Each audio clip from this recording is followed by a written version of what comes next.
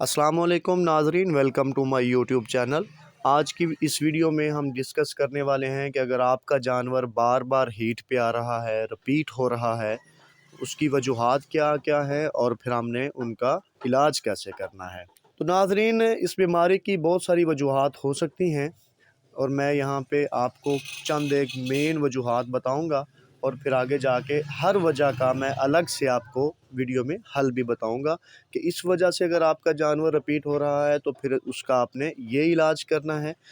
तो इस बीमारी के अगर मेन वजूहात को हम डिस्कस करें तो उसकी पहली वजह तो ये हो सकती है कि आप जिस डॉक्टर से इंसेमिनेशन करवा रहे हैं वो डॉक्टर जो है वो सीमन ही किसी घटिया क्वालिटी का रख रहा हो या वो डेड सिमन रख रहा हो, इस वजह से भी आपका जानवर रिपीट हो सकता है। या फिर ये वजह भी हो सकती है कि वो डॉक्टर ही अनट्रेंड हो, वो अनक्वालिफाइड बंदा हो, वो सिमन को प्लेस वहाँ पे कर रहा हो, वहाँ पे प्लेस ना कर रहा हो सिमन को जहाँ पे उसको प्लेस करना चाहिए, उस वजह से भी जो है वो जानवर रिपीट हो सकता है। या अगर डॉक्टर अनट्रेंड है तो जब रॉड पास करता है तो उससे रॉड सही तरीके से पास पास ना हो रहा हो और उस वजह से वो रहम के अंदर ज़ख़म भी हो जाते हैं। तो अगर रहम के अंदर सोज़श हो जाए, ज़ख़म हो जाएँ तो ये भी एक वजह बन सकती है कि आपका जानवर रिपीट हो सकता है। या फिर ये वजह भी हो सकती है कि अगर आपने बाड़े के अंदर सांड या बुल रखा हुआ है और आप भी उसको इस्तेमाल कर रहे हैं अपने जानवरों के लिए और दूसरे लोग भी उसको इस्तेमाल कर रहे हैं और उसको प्रॉपर ग़िज़ा नहीं मिल रही और सांड का जब आप ज़्यादा इस्तेमाल करते हैं तो फिर ये मुमकिन है कि उसकी फ़र्टिलिटी की जो सलाहियत है वो कम हो जाए, सांड के स्पर्म काउंट ही कम हो जाएँ, इस वजह से भी आपका जानवर रिपीट हो सकता है। या फिर एक वजह ये भी हो सकती है कि आपके जानवर ने पहले बच्चा दिया हुआ है, वो इस वक्त दूसरे या तीसरे चौथे सूबे में है और पहले जब उसने बच्चा दिया है तो उसने प्रॉपर तरीके से जेर ना फेंकी हो पूरी।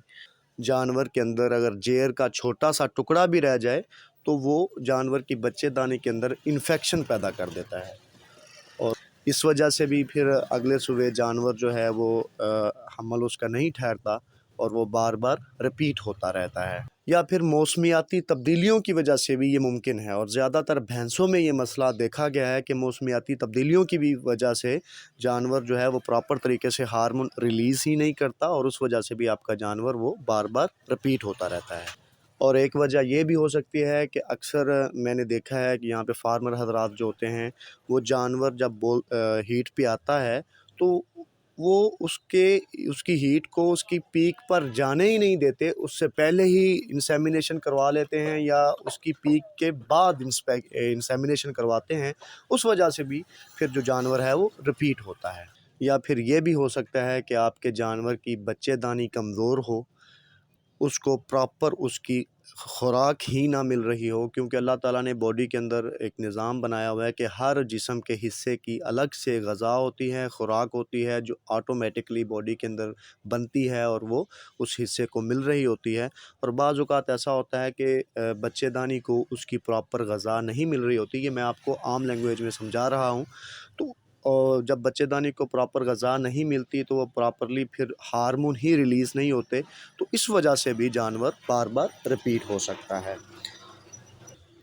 नाज़रीन, इस बीमारी के इलाज की तरफ चलने से पहले मेरी आपसे दरख्वास्त है कि अगर आपने अभी तक हमारे चैनल को सब्सक्राइब नहीं किया तो प्लीज़ हमारे चैनल को सब्सक्राइब कर लीजिए और साथ में लगे नोटिफिकेशन बेल को भी ऑन कर दीजिए ताकि इस तरह की और भी इंफॉर्मेटिव वीडियोज़ आप तक पहुँचती रहें। तो नाज़रीन, अगर आपका जानवर बार बार फेर खा रहा है, हीट पे बार बार आ रहा है, तो सबसे पहला काम तो आप ये करें कि आप जिस डॉक्टर से इंसेमिनेशन करवा रहे हैं, आप उस डॉक्टर को तब्दील करके फिर चेक करें। इससे ये होगा कि आपको ये पता चल जाएगा कि पहले वाला डॉक्टर अगर ख़राब सीमन रख रहा है, डेड सीमन रख रहा है या लो क्वालिटी वाला सीमन रख रहा है, तो जब आप डॉक्टर चेंज करेंगे तो ये मसला ख़त्म हो जाएगा।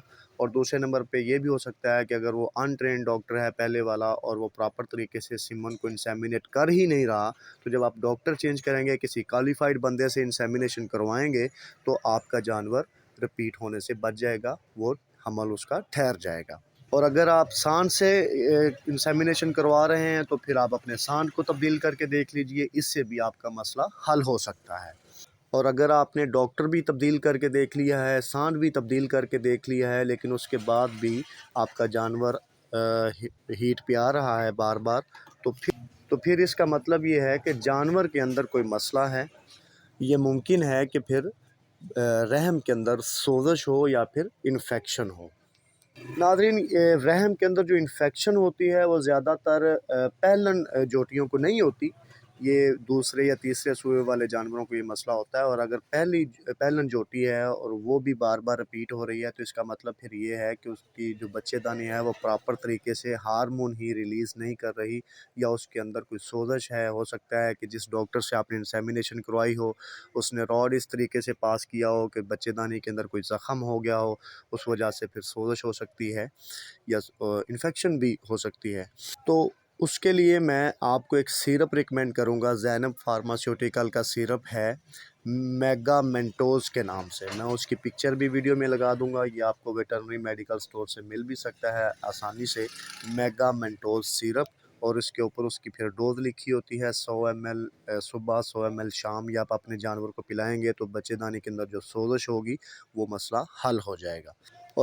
और साथ में एक इंजेक्शन होता है कॉन्सेप्टाल या फिर डलमेरालीन। कॉन्सेप्टाल और डलमेरालीन, इन दोनों इंजेक्शन्स का फंक्शन तकरीबन सेम ही होता है। डलमेरालीन इंपोर्टेड है, ये थोड़ा सा महंगा होता है, और कॉन्सेप्टाल थोड़ा सा सस्ता होता है। अगर आप अफोर्ड कर सकते हो तो फिर आपको डलमेरालीन ही लेना चाहिए, वरना फिर आप कॉन्सेप्टाल भी ले सकते हैं। और इसको लगाने का तरीक़ेकार ये होता है कि आपने जब भी अपने जानवर को इंसेमिनेट करवाना है तो उससे आधा घंटा पहले आप कॉन्सेप्टाल या डलमेरालीन का इंजेक्शन लगाएं, या फिर इंसेमिनेट करवाने के आधे घंटे के अंदर अंदर बाद में आप उसको ये अगर आपके जानवर ने पिछले सूबे में जेर प्रॉपर तरीके से नहीं फेंकी, तो इसका मतलब है कि जानवर की बच्चेदानी के अंदर इन्फेक्शन है। तो इन्फेक्शन को ख़त्म करने के लिए मैं आपको एक एंटीबायोटिक इंजेक्शन रिकमेंड करूँगा, जिसका नाम है PPSLA।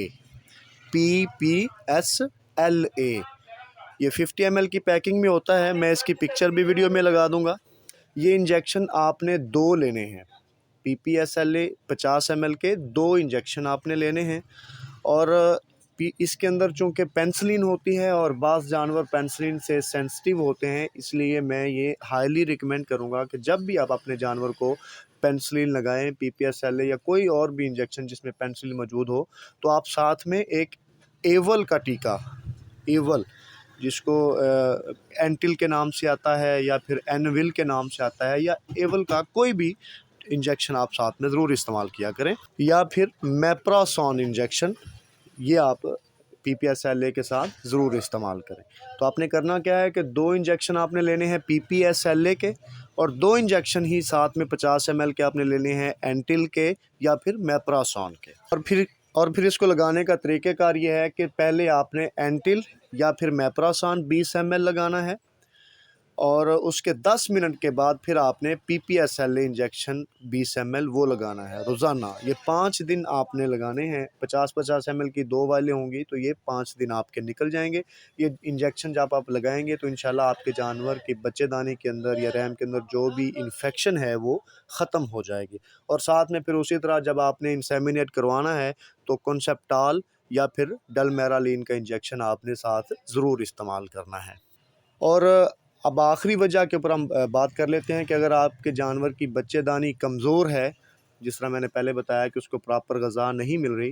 नाज़रीन, मैं यहाँ पे आम लैंग्वेज में बात कर रहा हूँ, इसलिए बार बार बच्चेदानी या फिर रहम का तज़किरा कर रहा हूँ, क्योंकि टेक्निकल नाम या टेक्निकल चीज़ें बताने की ज़रूरत ही नहीं यहाँ पे। तो चूँकि बच्चेदानी और रहम हर बंदा इन नामों से वाकिफ़ है, इसलिए मैं इनका ही तज़किरा कर रहा हूँ। आपने करना यह है कि अगर आपका जानवर उसकी बच्चेदानी कमज़ोर है और वो प्रॉपर तरीके से हार्मोन रिलीज़ नहीं कर रहा, तो फिर उसके लिए एक इंजेक्शन होता है डल्माविटाल। डल्माविटाल इंजेक्शन 50 ml की पैकिंग में भी आता है और 100 ml की पैकिंग में भी आता है।